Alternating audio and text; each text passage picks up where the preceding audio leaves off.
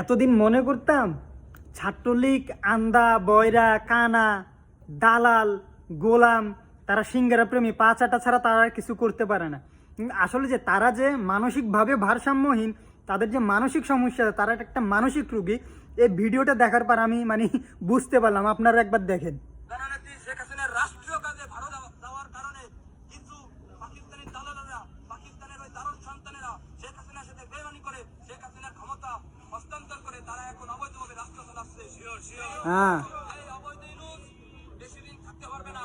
আমরা যদি গ্রাম থেকে প্রত্যন্ত অঞ্চল থেকে যদি আমরা জেগে উঠি, জননেত্রী শেখ হাসিনা বলে রাষ্ট্রীয় কাজে বলে ভারতে গেছে। মজা আমি একানি মুখে আপনারা একটু মজা নেন। ওনাকে রাষ্ট্রীয় কাজে নাকি ভারতে গেছে। বোকা সুতার গলার বুঝেই বইকা যে আপা তো রাষ্ট্রীয় কাজে ভারতে যায় নাই রে। আপার এই বুড়া বয়সে যৌবনে ঠেলা দিছে, এই কারণে সুখ মিটানোর জন্য ভারতে গেছে। আর যখন ওইটা শেষ হইবে আমরা আপারে ফিরাই নিয়ে আসমু।